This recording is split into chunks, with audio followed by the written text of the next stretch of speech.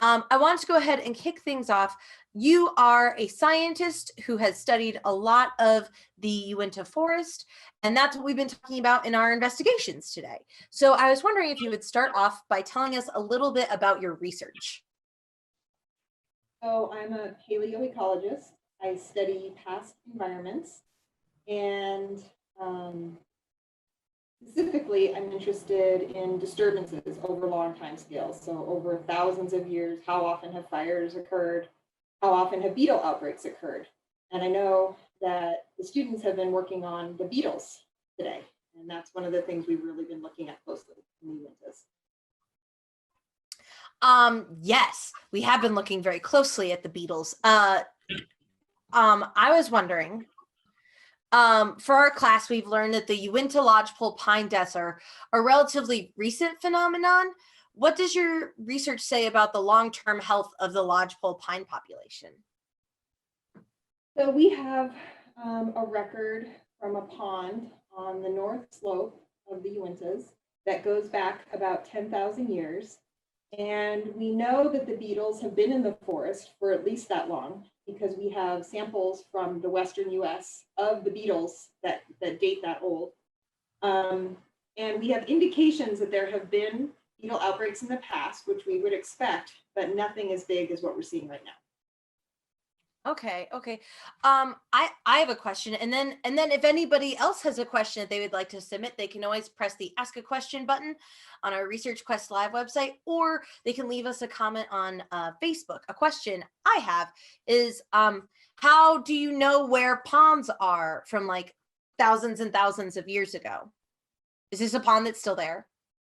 So the ponds, yeah, the pond is still there, and find them by looking at aerial photographs, or Google Earth is actually one of the tools we use all the time now to target potential field sites. And then what we'll usually do is go take a little recon trip and go hike in and examine several possible sites and then choose the one that looks the most promising. So these cores that we're collecting from the Uintas are from ponds that were formed when the ice melted out of the Uintas during the last ice age. So the ponds have been there for a long time. Wow, that's super duper cool. Here's a question. I know a lot of people are like getting out and walking around more. Do you have a favorite hike in the Uintas? To be honest, most of the time when I'm hiking, it's for field work. And so every place I go ends up being pretty much a favorite. I really like going up the Mirror Lake Highway and just pulling off and heading off into the woods. But I don't have a particular favorite. It's for me, my favorite like animals and hikes are like whichever one I went on last kind of thing. I understand that. Well, I understand that you've had a lot of experience out in the field and things like that. And I think you showed me some pictures where you were at a pond. Can you go ahead and share those with us again and tell us a little bit about your adventures? Absolutely. Can you see that? Let's see. There we go. Perfect. Do you want me to try to make it full screen, or is this good? I think that's good. We could, if whatever is easiest for you. I'm just afraid I'll lose it if I. So this is Salamander Pond. This is on the north slope of the Uintas. The people on the boat, I have the silly hat on, and a former graduate student of mine, Michelle Cracklow, is in the front of the boat. She's now a PhD researcher working in my lab and has various international postdocs. And this photo was taken in 2013. And you can see, if you look around the lake, all of those red trees. And I know the students today were looking and learning about how to tell if a tree has been attacked by beetles or is dying. And so you can see that all these trees, 7 years ago, were already pretty much dead. The green trees we can see in this picture are mostly spruce that were not attacked by the beetle, because there's a beetle that's specific to the lodgepole, which is the mountain pine beetle. And then there's a different beetle that attacks the spruce, which hasn't really taken too big of a hold in the Uintas yet. So we still have spruce up there. But this is a pretty severe outbreak. I think the lodgepole mortality in this watershed was about 90%. Oh, that's very high. Out onto the lake. And we stick this tool, which is a tube, you can't see it, is down in the mud at the bottom of the lake.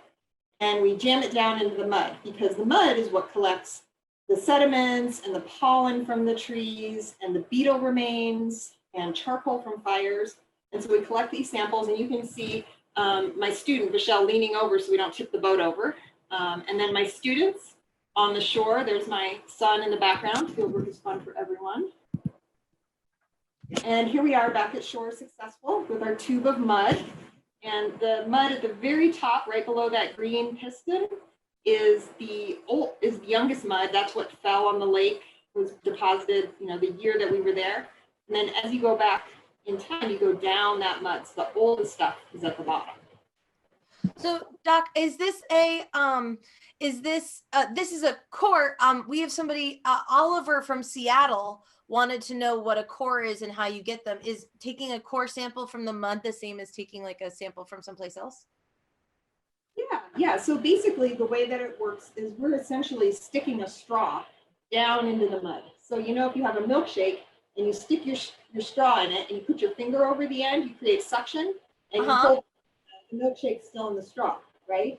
It's the exact same idea, only the straw is bigger and the milkshake is mud. So that top creates the suction like your thumb, and so we can pull those cores out. So this is just the top section, and then we go back and we keep taking them deeper and deeper, one right below the other, until we hit the bedrock, the bottom of the lake. And then we know we have the entire history of the lake. So the amount of mud here is about 1,500 years worth of mud. That is almost an inconceivable amount of time.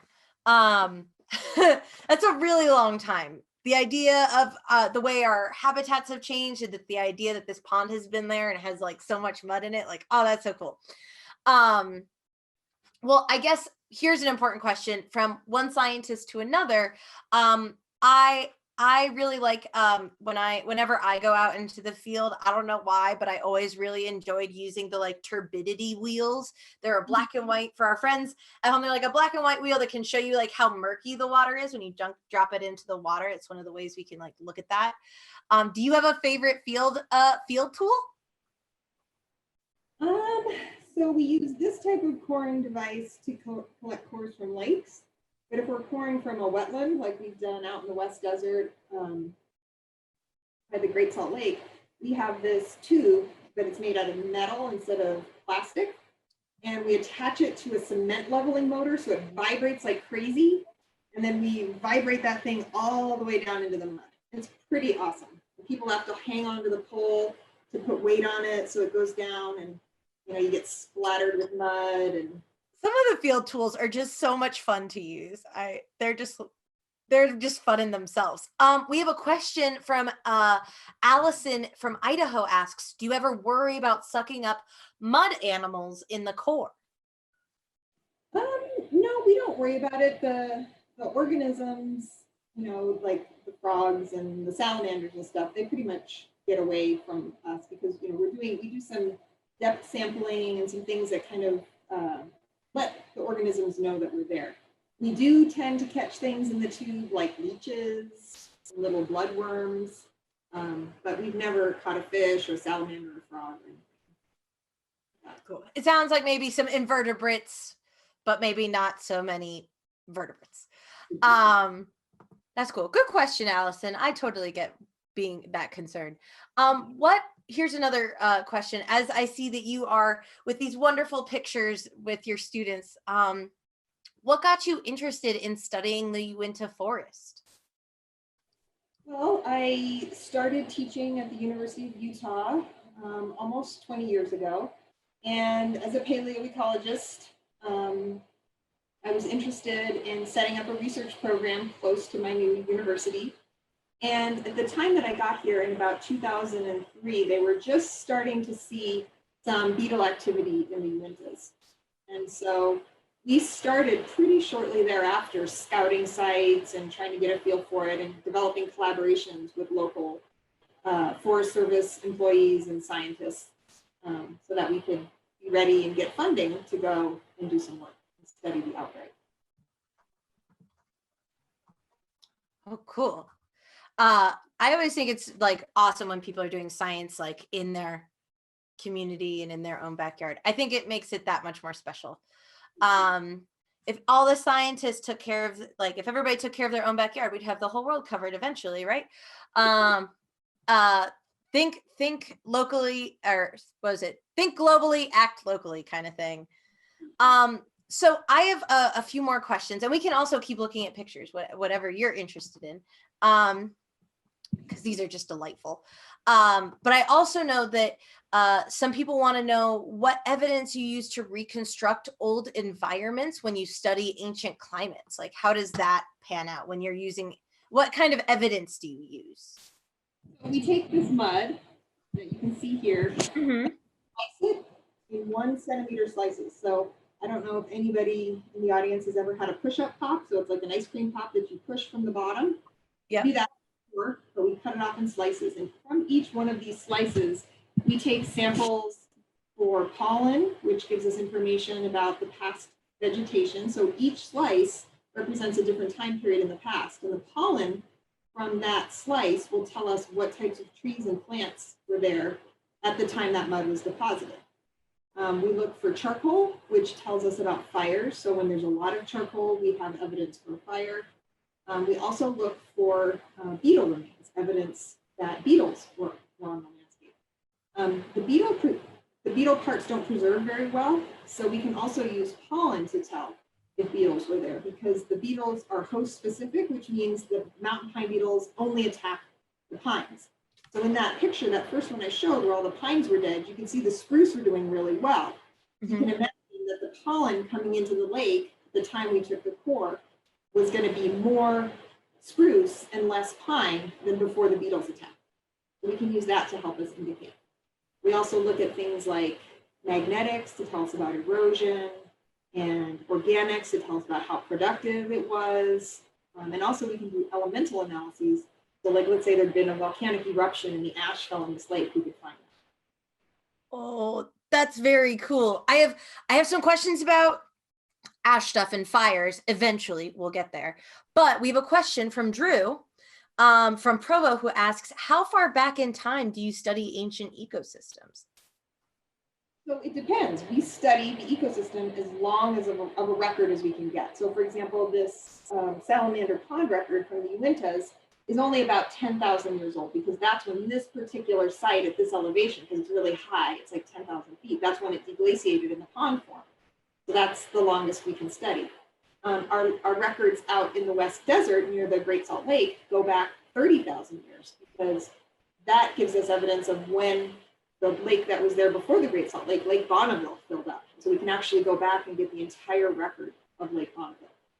So most of my studies are in the last, I think my oldest record is one from Baja, California, which is about 45,000 years. Cool. I mean, that's how they just use that. That's a really long time. It sounds like you study, like, it's really cool to consider studying like from 45,000 years, like all the way forward. I think that's amazing. It's a huge span of time to me, but I guess in geologic time, it's like that. Excellent. Well, I know somebody, you had mentioned the ash or finding ash or things like that in mud, and how that can help with your as evidence for your findings of what a space may have looked like. And I'm under the impression that you've studied a 14,000-year-old fire that happened in the southwest of Idaho. Would you use ash to determine if how that fire existed or where it was? Do we still see evidence of that fire today? Oh yeah, we see evidence of all the fires that occurred in the watershed. So we study relatively large pieces of charcoal because they're big and they don't travel very far from the source. So from this site, say Salamander Pond, the one in the Uintas, we looked at all the charcoal larger than 125 microns, which means it came from somewhere near the pond. And so we actually have a record I can show you of all the fires. Oh, this is my field assistant Cooper from 2013. And a cute little invertebrate that we did not capture in the mud, but found around the lake. And so this is a record, and it looks a little scary because there's a lot of numbers and curves. But imagine that tube of mud. So this is the top of the mud at 0. Can you see my cursor? Yes, we can. So 0 is present. Okay, this is thousands of years before time. So 1,000 years ago is one segment down, 2,000 years ago, 3,000 years ago. As I said, the record goes back 10,000 years. And then this wiggly black line tells us about how much pine or spruce there was. And then this column on the far right, those little black X's, every single one of those indicates an increase in the amount of charcoal in the watershed, which program that we use to analyze our data detected as a fire. So you can see over the last 10,000 years, there were 3, 4, 5, 6, 13, 14, 15, 16, 25 fires over the last 10,000 years. Wow, that's amazing.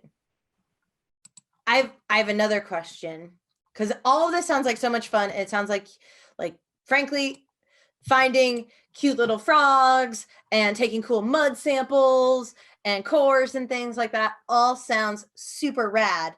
Do you ever take volunteers out, or if high schoolers and middle schoolers wanted to get involved, how could they do something like that?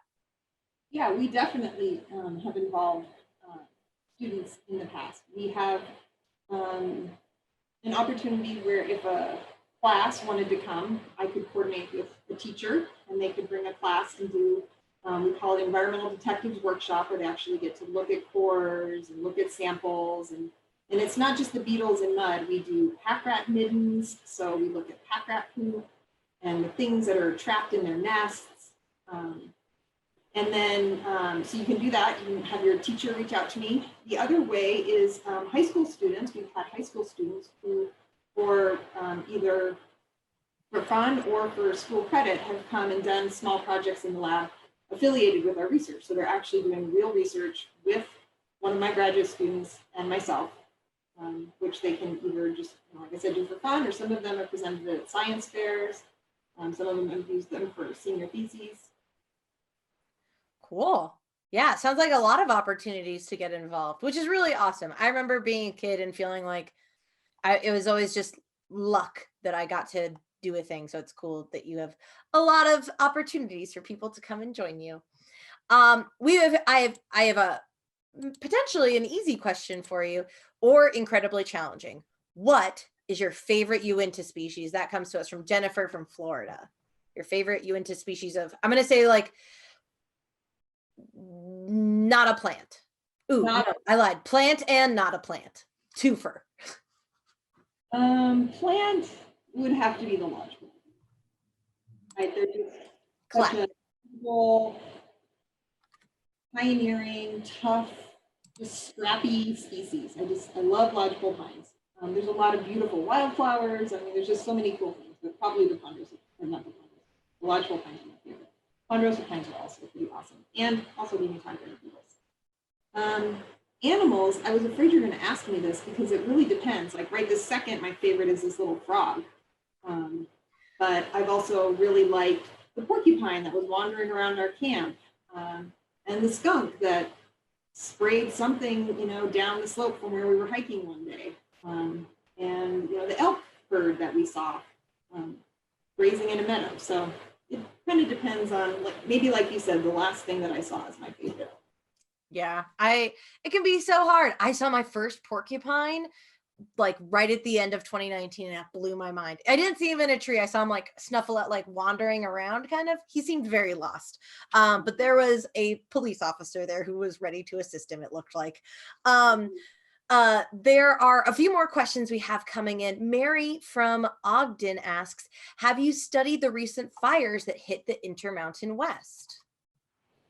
So we don't specifically study recent fires very often. If we have a site that we already have a record from, we will often go back and core that site again after the fire to see how the charcoal deposition looks like. So how the charcoal from the fire ends up in the lake, how long does it take for all the charcoal to end up in the lake? We use them as calibration studies. But I have several colleagues who study the likelihood of fire and model likely increases in fire severity because of climate change, also increases in fire occurrence in the West. I need to come clean. I am not actually from Utah. I'm from Florida, where they do have prescribed burns. Is prescribed burns where, for our friends at home, that's where essentially the Department of Wildlife Resources and Natural Resources are going to decide whether or not a place needs fire in order to rejuvenate some of the trees and health of the environment. Is there anything like that here in Utah? And does that ever mess with the data that you get from fires? No, it doesn't, because, as you saw, most of our records go back thousands and thousands of True. years. Actually understanding like, oh, there was a prescribed burn in your watershed in 1995 gives us a peak to look for. So knowing when fires have occurred is really helpful. There is prescribed burning in the West, and it's often applied places where fire has been excluded by management previously. So in 1910, there were tremendous catastrophic fires in the Western US, specifically Montana and Idaho were the worst hit. And immediately after those fires, the government implemented a fire suppression program, which meant anytime there was a fire, they wanted it out by 10 a.m. the next day. So they basically stopped letting natural fires burn. And a lot of systems really need fire. So systems that burn every 10 years, like the ponderosa pine that we have in the lower elevations of the Uintas, and even lodgepole pines that have a very strong relationship with fire, burning every 100 to 200 years, they weren't burning, so they were growing over. So now there's a lot of work trying to undo the damage that was done by fire suppression by cutting out the extra trees and then doing ground fires to get down some of those fuels. So prescribed fire is an important part of modern management. And in a lot of cases, it would help with, it would have helped with the beetle outbreaks if the trees hadn't been so dense. Yeah, I think that is, I think that the like concept of prescribed burns is fascinating, but also the idea that, people try and manage the world as best they know how to in that moment, and doing our best when we realize with science that actually maybe we were wrong and need to take some steps to correct this. Like, that's very important. We have some final questions coming in from a bunch of students. And so friends, scientists, whoever, if you have any questions for Dr. Andrea Brunel, please press the ask a question button or leave us a comment on Facebook, and we have about 6 more minutes to ask these final questions. So we're going to get into it. Let's see. Our first question is Addie from Arkansas, who asks, do you ever work with forest rangers when doing research in the Uintas? We do. It's really important to have these collaborations with the Forest Service when we do our work. So we had several Forest Service collaborators. We work with the folks that actually go out and do tree inventories. We work closely with them. We work with forest ecologists on this Uinta study. And then we worked with a forest entomologist, the world expert on bark beetles, has been a collaborator on all these beetle studies in Utah, not just the one in the Uintas. So yeah, it's very rewarding. And the other thing that's really important about it is when we learn something like, hey, this outbreak that we're seeing right now is unprecedented in magnitude, then the Forest Service can consider that in their management as they move forward. I like seeing when scientists and like the overlap between scientists and like the positive information that they get. Because it's no good if you just like get all this information and it's not applied anywhere. It's up to the people who manage those places to look at your research and say, oh, we need to act on this, right?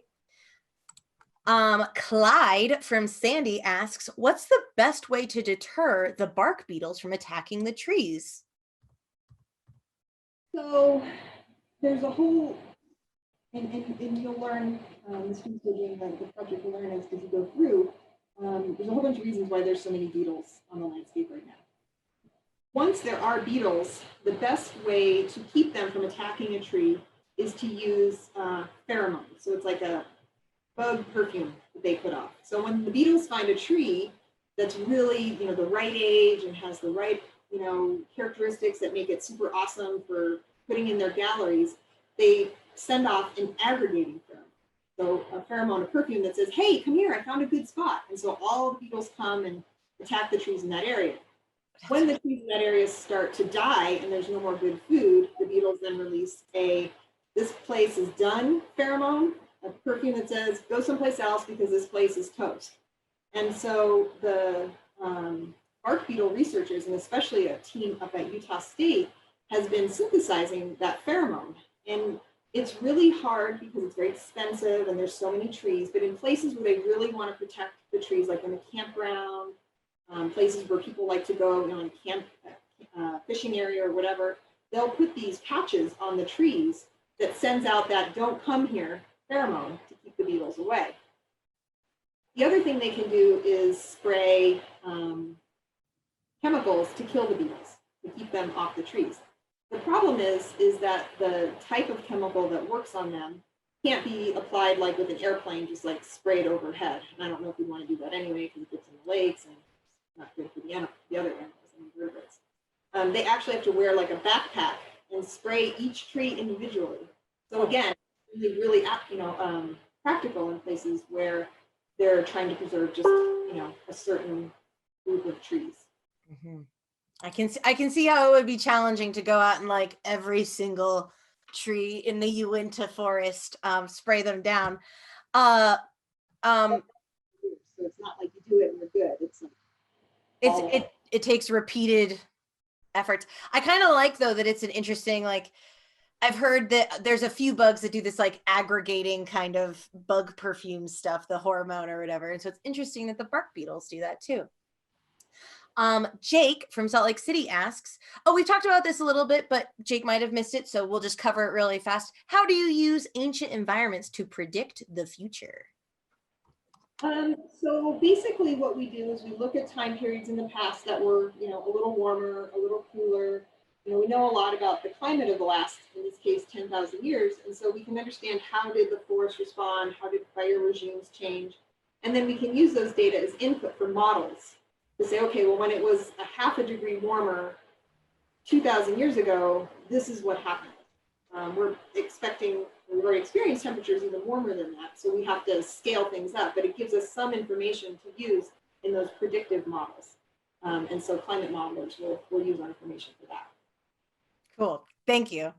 And then we're just about out of time. And so I wanted to ask a really important question, which is that you studied the Uintas for years now. Have you noticed any major changes in the past few years? And more importantly, a question for you personally is, are you worried about the future of the Uintas? I am. I have noticed. Like I said, we started scoping out sites in 2003, and saw just the beginnings of outbreaks. Obviously, they've crescendoed and collapsed in that amount of time. But we still see every time we go new places being hit. We're also starting to see the spruce beetles coming in more intensely. And so I am worried about the future of the Uintas. I don't know that the Uintas of the future are going to look like the Uintas of the past. The combination of taking the trees out, and then in addition, the climate's changing. So the climate space, who can live there is changing as well. So I am worried. I'm worried about the Uintas. I'm worried about the world, climate change. Yeah, I can totally understand and totally, yep, I am with you. But that is about the extent of our time together today. Oh, you know what? Let's not end on that note. Let's end on one more cheerful note. If there's like one thing someone could do to like help the Uintas, what do you think that thing should be? I think folks are doing it by showing up here today. Learn all you can, and then tell people, right? Like explain to people why it's important and what we're losing, and just education, and then sharing that knowledge, because I think people learn better sometimes when they hear it from someone they trust. Yeah, getting out there to explore the Uintas yourself, right? Mm-hmm. That'll make you appreciate it that much more. Well, Dr. Andrea Brunelle, thank you so much for joining us today. It was lovely having you. These pictures are delightful. I love that little frog and your little research assistant. Thank you so much for joining us. Friends, if you are looking to have another great day, I hope you do that. Tomorrow, we're going to have another class with the We'll be having another class with Andy, who will be teaching us more about the Uinta Forest and continuing our investigation with Research Quest. That's going to be at 9:30 Mountain Daylight Time tomorrow. And then I will be interviewing entomologist Christy Bills tomorrow at 11 a.m. Will be available for you to send us all sorts of questions and do all sorts of fun stuff. And so I hope to see you tomorrow. Doc, I hope you have a great rest of your day. Thank you. You too. Bye, friends.